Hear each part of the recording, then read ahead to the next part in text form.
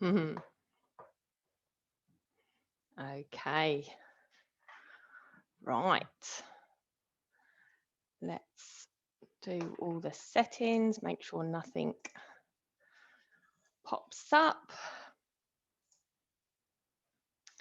Okay, so hopefully we're going to be getting on with this. Okay, it's always a joy when I'm trying to do two things at once. Okay, so welcome all to the Dog Awareness Seminar. So for those of you that don't know me, I'm Selena. I run Headingham Hounds. Hi, Lynn. I've been a dog trainer for nearly 10 years. And pre-COVID, I used to run dog awareness seminars and bring in my staffy into schools, scout groups, youth clubs, and just demonstrate really the importance of dog body language for children who are scared of dogs, or children like myself who absolutely love dogs. And you know, it was raised on a point today on Facebook that kids just randomly go up to his off-lead dog and just, you know, they've got no concept of giving a dog a space, reading body language signals. Today is going to be the first time I'm going to be using Onyx, and he is a French Bulldog cross American Pocket Bully, and hopefully next term in the summer term we can start doing some bits and going back into schools and things like that. He hasn't got a massive trick repertoire just yet. His learning style is totally different to my staffy. So for me, it's really about focusing on making sure that they are understanding the cues, body language, etc. So what we're going to do is I'm just going to talk a bit about one of the campaigns that was really, really, you know, close to my heart, which is the Yellow Dog campaign. So this is for dogs who are reactive, and this could be that they have just come out of an operation. It could be that they're slightly on the older side. It could be that they've been attacked previously. It could be that they're a rescue dog or have just had an operation. So there's a whole reason of why dogs would have, and what is called a yellow dog campaign is because it's about having either a yellow lead, you can get a flag, or I've just started working with a really great company called Bedford and Bark, and you can get an exclusive 10% off if you add Headingham Hounds. And they do lead slips. So these are just things that you place over the lead, and you can customize the wording. So sometimes it says, "Don't judge me, I'm a rescue dog." It could be, "I'm anxious." It could be, "I may be small, but I might bite." So there's loads of different things that you can do. I've actually just ordered mine saying "dog in training," so that when I'm out with my clients, I can use that. So it's a nice, bright, visible warning sign for clients and other people walking past. You can also get T-shirts and things like that. So if you've got a dog reactive dog, you can have a T-shirt that says "keep your space, keep your distance." They also do other apparel as well, such as horse riding, things like that. So for me, if you're out and about and you see a dog on a lead and they might have a yellow bandana or a flag or a coat that says "give me space," please do take note of it. They're not doing it for fun. It is literally that we want to be able to warn people of that their dogs need space. So next up, I'm going to talk a bit about body language. Now, if we've got any kids watching, it's really, really important that we get them involved for this. I've actually also going to recommend my book, which, not my book, I wish, I haven't got the time, a book that I've had for a couple of months now. It's really, really great for kids, and I've started recommending it to clients. It's a doggy language, almost like a dictionary, really. So it will tell you all the different signs. So, for example, the posture, suspicious and threatening, and it's got little diagrams and explanations about each of the different things. You know, it's got lovely little graphics for each of the dogs, and how you would tell about things like whale eye, which we're going to talk about in a bit as well. So this is Doggy Language by Lily Chin, really good illustrator. I've used a lot of her diagrams before with Boogie the dog, which is the little Boston Terrier here. So if we've got some kids about, what we're going to do is we are going to speak about when we are looking at body language and approaching a dog, things like that. We need to listen and read the cues and find out what our dog is telling us. Okay, currently what my dog is telling us, so sorry Facebook, but do you first, is a sleeping dog. And the good old saying, there you go for my zoomies, there he is. He's awake, just resting his eyes, as it were. Let sleeping dogs lie. So if your dog is sleeping and your child wants to approach or give them a cuddle, it's already a good thing to kind of bend back, sit back, bend down, and just see if they want to approach you. If they want to approach you, then you can engage in some fuss and loves and belly rubs and everything else. If they don't, then use that as a warning. That's their cue. They're not interested. Give them time, give them space. So what we're going to do is, when we are out and about and we see a dog and we're like, oh, we're super excited, generally most people say the first thing you do is ask the owner if they're happy. The first thing you do if you're a child is ask your parent. So what you would do is go, mum, dad, granny, granddad, is it okay if I go and ask to stroke the dog? If they're happy, then what you would do is you would go and ask, is it okay if I stroke your dog? Are they friendly? Remember, children, to walk up to the dog, not run over, because some dogs don't actually like children. I know, it's a shock, isn't it? But they don't. And sometimes rushing forward can actually scare dogs, or for the younger ones, like your cockapoos and your crazy labs, it will excite them even more. Okay, so what we do is we walk up and we stand about 5 or 6 feet away. Okay, so it's probably the length of, you know, your mummy or daddy laying down. So what we want to do is give them space. Generally what I would do is I would just stand there and I would ask them what their dog's name is. So like I'm going to demonstrate in a minute. If it's Onyx, go, hi Onyx, are you okay? And just pop your hand out and just see if they want to engage. If they don't want to come over to you, don't go over to them. They're basically saying, oh, don't know, I'm not too sure. So if they're a bit scared, we just give them space, and sometimes over a couple of seconds they might come round and then come over for a fuss. Okay, so what we do is we bend down, we have our hand out just so it's non-threatening, and then if they come over, what we're going to do is engage underneath and to the side of the body. Now kids, what we do, nice little exercise for you to do at home, is when you go to stroke a dog, loads and loads of people, mummies and daddies will do it too, is pop their hand over their dog's head. Okay, so what you do is, if you put your hand over your head, if you look up, you can't see your hand. So, and that's why dogs sometimes kind of shy away a bit, because they can't see your hand. They don't know what it's doing.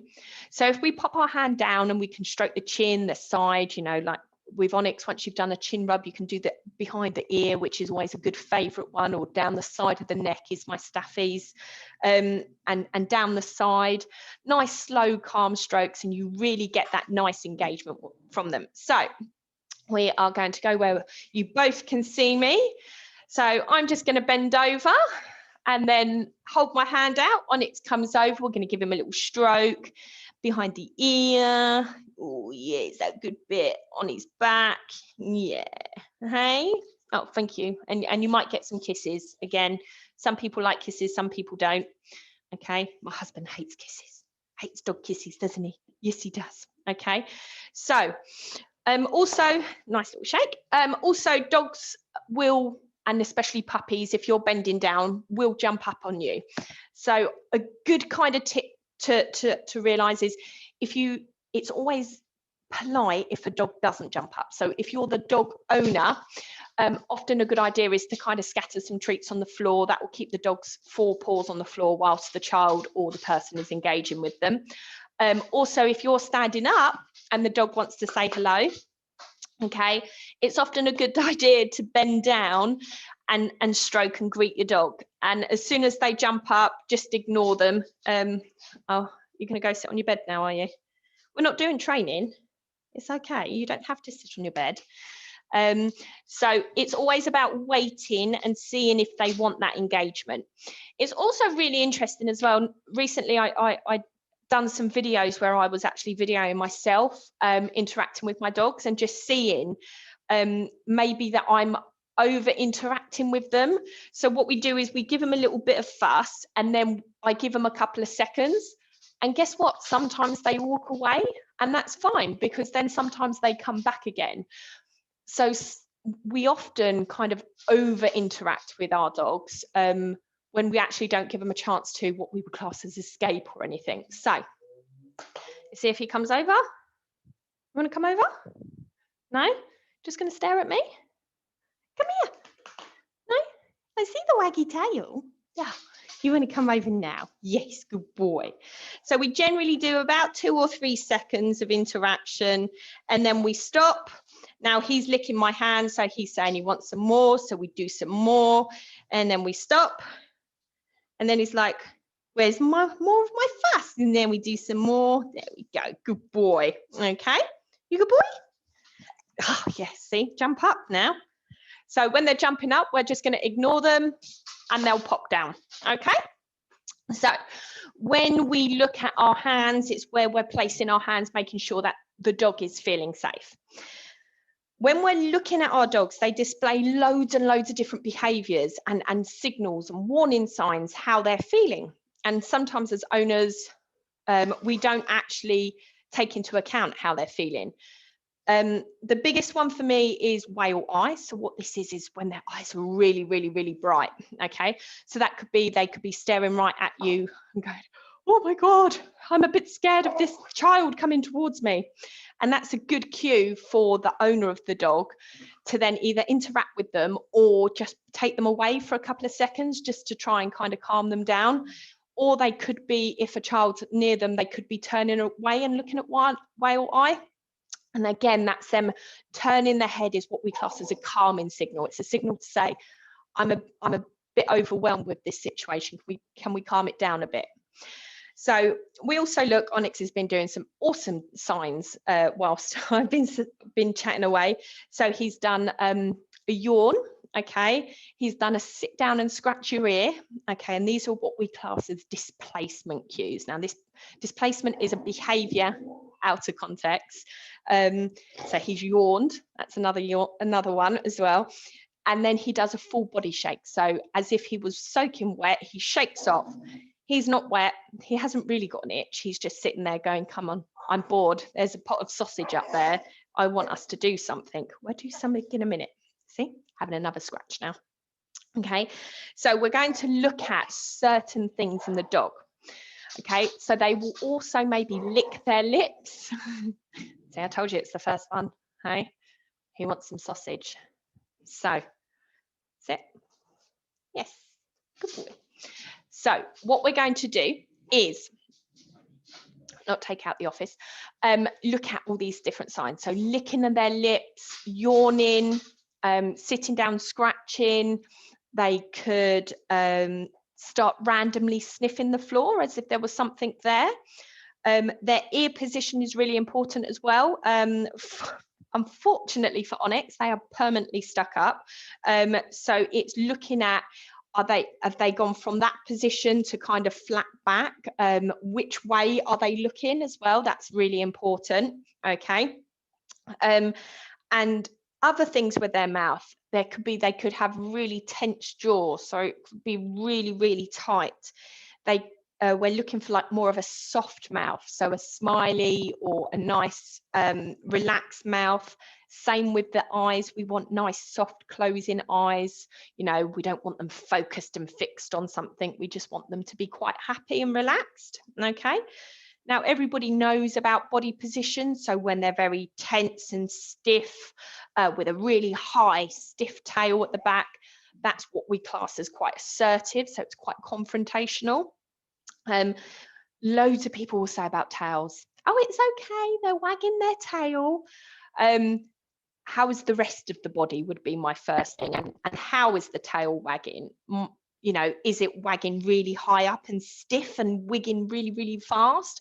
Or is it quite low and slow wagging? Is it mid-tail wag? Is it very S-shaped? Is it very curvy? I like to say it should be like as if you've come home from school or work, that they're very happy and pleased to see you. So it's a combination of all these behaviours. So we look at that. Now, the reason why tail position is quite important, going into a bit of detail, kids, is if it's really, really high up, they're scenting, okay? They're saying who they are, they're really interested in what's going on. And if they're not, if their tail is tucked down, a lot of dogs, when they're scared, will tuck their tail down. And that's because they're saying, I don't want anybody to know who I am. They're really, really scared, okay? So we look at all of that. And again, heckles, loads of people say that dogs got their heckles up. Heckles is like goosebumps, okay? So heckles are a thin strip of hair that can kind of go from the base of the neck all the way up to the tip of the tail. And it's just a line of hair that stands up at certain points. So it could be an adrenaline base. It could be they're having so much fun, they're super excited. It could be that you're putting them in a new situation and they're not quite sure of what's going to go on. So their heckles may come up, and it could be that they're scared. Again, their heckles come up. So we're looking at all of these different bits. Okay. So what we're going to do is going to break it up with some fun. Okay. Few people have dropped off, me nagging on, boring people. Okay. So what we're going to do is going to have some fun, do some of Onyx's limited trick repertoire. Okay, so we have been teaching a new one which probably won't work quite as well, so we're going to do it a little bit by bit. So we can obviously do our kind of our paws. I do it with a little twist. I do it with my foot. Paw. Paw. He's like, where's my sausage? Yeah. Paw.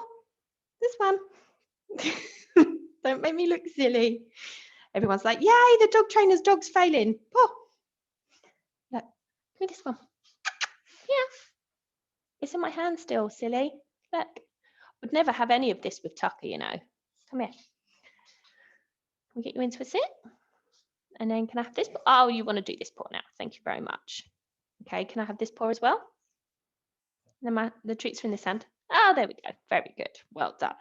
So we are going to, we've been learning what we call a peekaboo.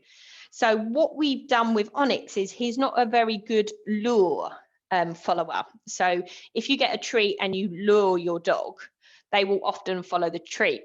This one seems to be a bit broken. So what we do is I call it the breadcrumb method. And all we do is get me a little treat and then I pop it on the floor.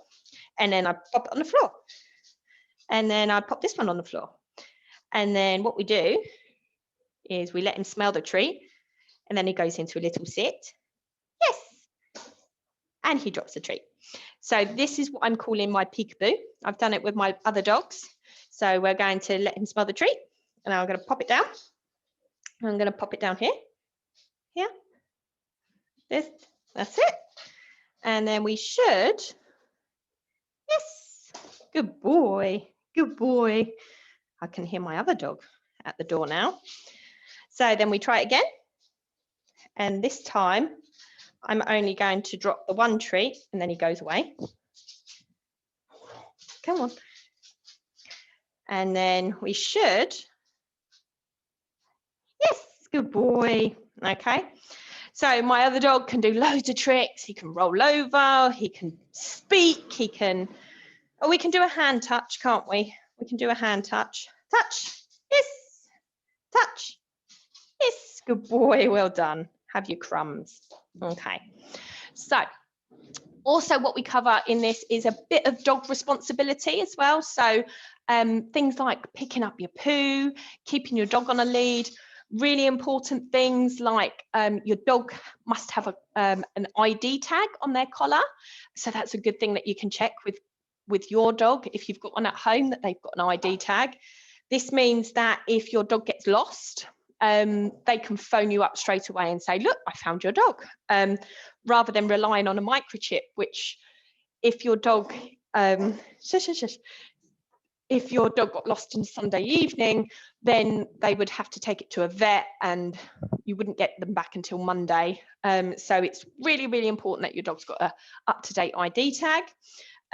We do things like making sure that we got good dog etiquette. Now that basically means if we're in a park and we see a dog off the lead, we generally assume that that dog is friendly. If we see a dog on the lead, then it's our responsibility to put our dog on the lead as well. If a dog is on a lead and you're in the park, it's always a good thing to stand still and make sure that the dog isn't scared of children. So avoiding doing lots of running past dogs quite close. If you can give them a bit of space, it's always a good idea. Some dogs can get a bit frightened with kids running past and on scooters and bikes and everything else that we've got going on. Now we can talk about some situations and some scenarios and what we would do.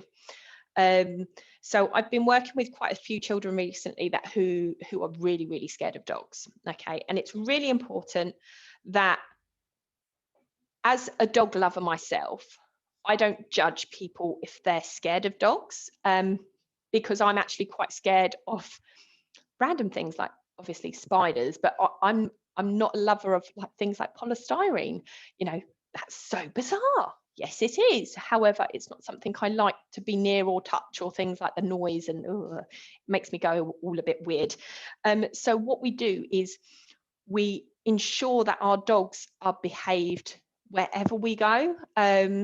So although I've got very big dogs, my dogs are fairly confident with most children. So although they are confident with children, it doesn't mean that I allow them to go up and see every child.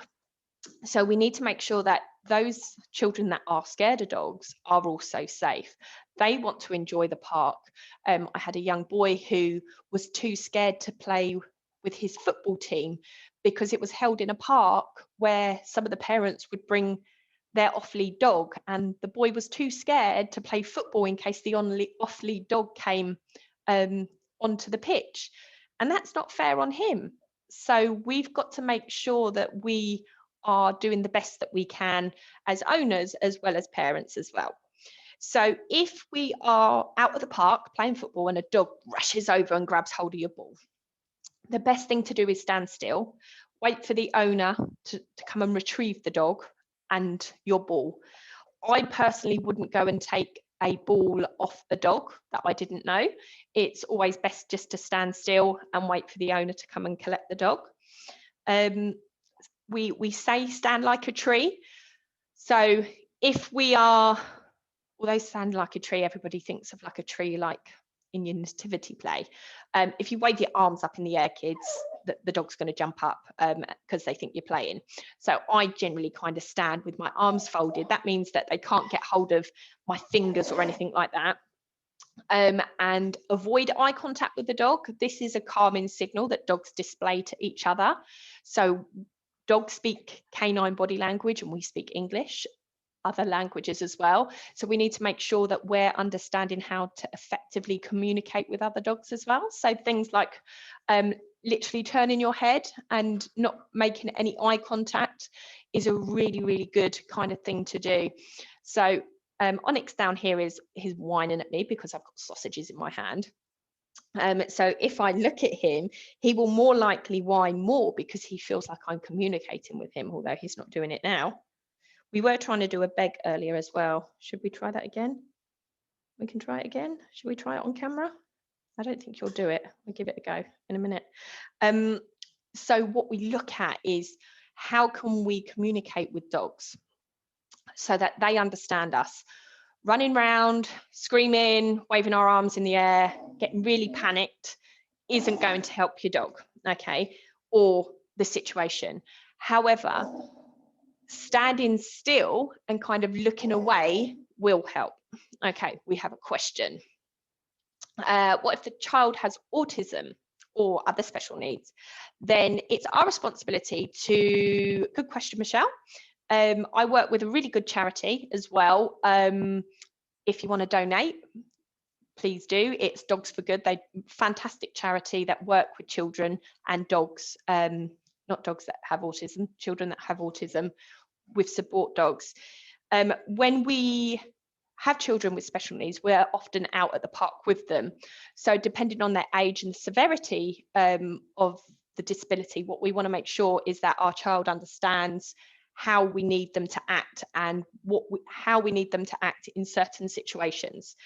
So what we do is, if you have a child with special needs who is petrified of dogs, then it's safe to say if you can generally allow them freedom in a what we class as a no dog zone. So places, there's places throughout the UK that are dog free, so playgrounds that don't allow dogs in, etc. There's also, the council have some parks that have on lead only dogs, so you can only go there if your dog is on lead. However, yes, like here in Headingham, there is a park which says dogs on lead, however, dogs are off lead. So again, it can be quite controversial, but as long as we are protecting them, that's what we need to do. It is the other dog's owner's responsibility, but if they're in a park where dogs are allowed to be off the lead, then we need to ensure that our child, or the young adult with learning disabilities, has the understanding that they need to stand still. Worked with hundreds of children over the years, and we look at putting things into practice as adults as well as children, and how we can act in certain situations. But it is, again, always one of those what if. But the best thing to do is teach them, and again, I always make everything into a game. Go to a park and then say freeze, and then the child's got to stand still, and they could get a reward for doing that. So calm breathing always helps. We do deep breaths because what happens is when we have a fear of dogs, we let off a pheromone, and that pheromone the dog can pick up. Can you stop whinging? Do you want to come and sit on my lap? Come on then. You're going to come up? I've got no sausage in my hand. Oh, okay. So yeah, see, he's gone off now. So what we look at is trying to make things fun in scenarios that we have more control over. So hopefully my rambling has answered your question, Michelle. I will email you further details if not. So it's really important, guys, just to kind of understand our responsibility as dog owners, and those that have a fear of dogs. I work on a one-to-one basis, so we do it either via Zoom or face-to-face. Like with my dog training, which I class as dog-led, cynophobia, which is people with a fear of dogs, is person-led or child-led. So if they are fearful, what we do is we take it at their pace. We don't push. Often parents are like, well, how long is it going to take to fix this? How long is it going to take to get my child over this? It takes as long as it takes. We don't put a child in that situation where they're feeling like they're going to be forceful. Is it best to take a child to puppy training so they can understand? Yes, Michelle. Yes, yes, yes. I generally would suggest a one-to-one session with a trainer first who has experience. If you're not local, I can send you details of some near you. I always allow children to be involved with my puppy classes and training. Fantastic child assistant I had yesterday, Nancy. Bertie's, the Cocker Spaniel's owner, or older sister as you were. Fabulous. She got a bit upset because it was her last puppy session yesterday. So I really try and get the children involved. My kids are heavily involved in our dogs' responsibilities, so they feed them, we go out for walks, we train them. Generally, I say my 4-year-old daughter's got better recall with my dogs than my husband, but don't tell anyone, because she plays with them all the time. She gives them treats all the time, so she has this better bond with them. So yeah, it's all about making sure that we're supporting the community as such, because for me, nobody teaches you these skills. Nobody teaches you how dogs learn or how to interact with them. There are lots of trainers out there, unfortunately, because dog training isn't regulated, that use outdated and aversive methods. So we try to avoid things like telling our dogs no and shouting at them, squirting them with water, checking them on the lead. None of this works effectively. A dog's punishment's got to happen within 0.2 or 3 of a second. So it's got to be instant, really. But they do learn much better, just like children, really, when we praise the good. We try and ignore as much as possible the bad, but and again, my nan always said a way to a man's heart is through his stomach, and generally the same as a dog. Okay, and it's finding that motivation. So today I've got cut up cocktail sausages, which is what Onyx is working for. However, it took me nearly a year to teach him how to lay down, and I done that with a ball. When I do it with sausage, he doesn't want to know. When I do it with a biscuit, he doesn't want to know, but he'll learn how to lay down and do certain tricks with a ball instead. So it's understanding your own dog's motivation. Do I hold puppy classes? Yes, Emily, I do hold puppy classes. I generally have under 20 weeks old, so that they're all at the same learning stage. Anything over that, we kind of do workshops and games and fun and one-off classes and things. I will be adding some more in the summer, after the summer holidays, just because everybody's going to be here, there and everywhere. So we will be adding some more stuff on September. Have you got anything else to say, Onyx? No? I was going to try and show you. Here we go, live. I'm going to try and teach him how to beg. Okay, not beg at the table. Obviously, that's bad manners. But we are going to try and teach him to beg sitting up, like a little meerkat, as it were. Let's see. Yes, I can see you all. So what I'm going to do is I'm going to stick him on his little puff. Is it on here? On here? Here. Why are you not? Come on. It's in my hand. Never worked with dogs. There we go. Okay. So I'm going to teach him how to beg. So what I'm going to do is I'm going to hold the treat, and I'm just going to hold it just above. You might not do it on the puff, actually. Just above his head. Come off here. Let's see if he'll do it here. So, Rad, sit. Just hover it up here. Yes, good boy. Silly dog trainer face when things happen. Right, let's try and get that again. So we let him smell it, hold it up. He's like, no, I'm back at the wall now. Let's try again. Come on, one more time. Do it for mummy. Do it. Go on, go on, go on. Look, there's a big bit of sausage here. Do it. Go on.